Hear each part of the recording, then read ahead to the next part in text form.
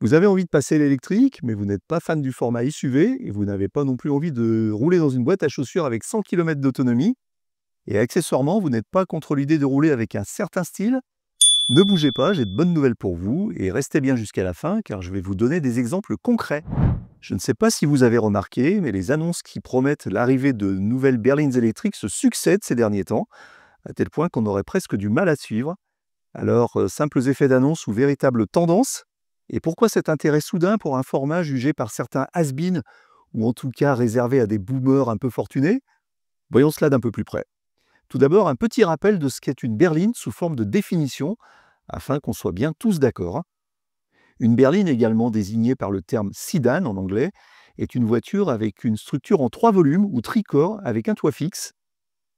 3 volumes, ça veut dire quoi? Eh bien, cela signifie que le véhicule est organisé en 3 espaces distincts, à savoir le compartiment moteur à l'avant, l'habitacle central réservé aux occupants, conducteurs et passagers, et un coffre séparé à l'arrière, ceci à l'opposé d'un SUV ou d'une compacte à haillons à 2 volumes, où le coffre fait partie de l'habitacle.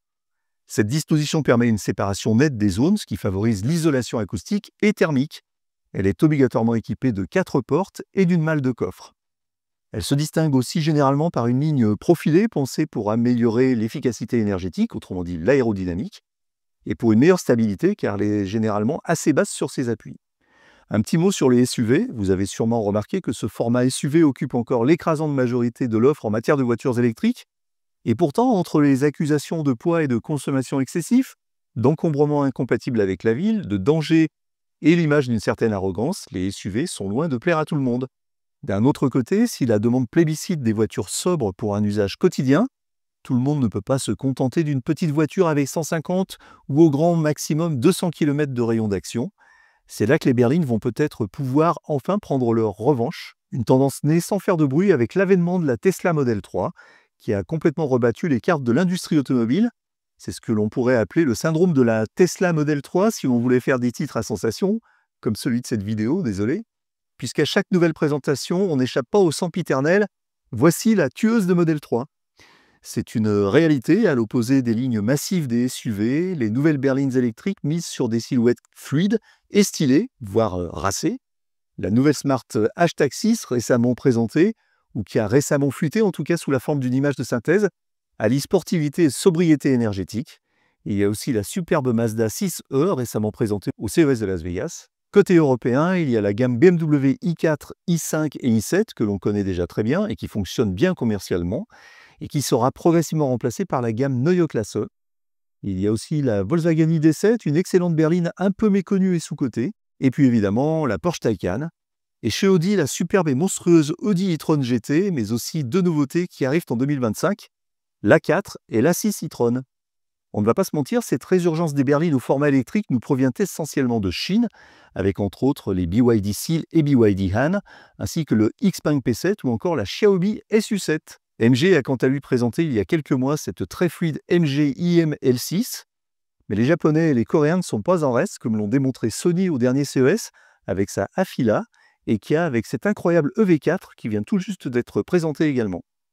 Et vous savez quoi en fait? Que ce soit pour l'espace intérieur, pour l'efficience, pour la sobriété, pour la ligne, ou encore le plaisir de conduire, eh bien c'est très simple, les berlines cochent absolument toutes les cases. Et justement, l'un des arguments majeurs en faveur du retour des berlines en version électrique est certainement leur profil aérodynamique.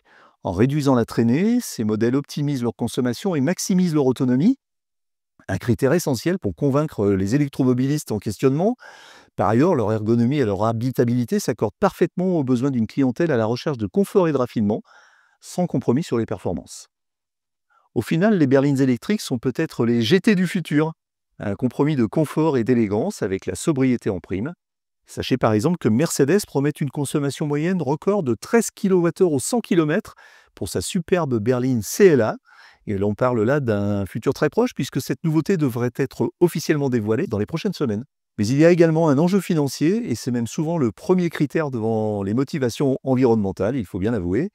De fait, les économies à long terme jouent également un rôle clé, car les constructeurs qui souhaitent concentrer leur recherche et développement sur l'efficience le feront d'autant plus facilement avec une voiture aux lignes profilées, avec un coefficient de pénétration dans l'air très favorable. Forcément, meilleur aérodynamisme égale moins de résistance à l'air, moins de consommation, et donc plus d'autonomie. C'est la définition même de l'efficience en matière automobile. Maintenant, il y a quand même un mais, un bémol. Les berlines électriques restent encore cantonnées dans un segment relativement premium où il est difficile de trouver un modèle en dessous de 45 000 € et plus, y compris dans les modèles chinois, qui, contrairement à une certaine croyance populaire, ne sont pas des voitures low cost. Cela correspond probablement au pouvoir d'achat de la clientèle cible, mais on pourra dire que le marché est devenu vraiment un marché de masse, quand des modèles de segment C aux alentours de 35 000 € avec 500 km d'autonomie seront disponibles. Alors, est-ce réellement une tendance, une renaissance de ce segment des berlines, ou alors est-ce que le secteur de la berline électrique va-t-il rester marginal, avec moins de 10% de part de marché, comme c'est le cas actuellement dans le thermique? L'avenir nous le dira. En tout cas, une chose est sûre, avec une offre toujours plus riche et des modèles toujours plus attractifs, la berline électrique a de sérieux arguments à faire valoir face à l'omnipotence et à l'omniprésence des SUV électriques. Et vous allez enfin pouvoir rouler avec style. Voilà, si cette vidéo vous a plu, n'hésitez pas à vous abonner à ma chaîne, à liker, à commenter et à partager. Et à très vite pour une nouvelle vidéo. On se tient au courant.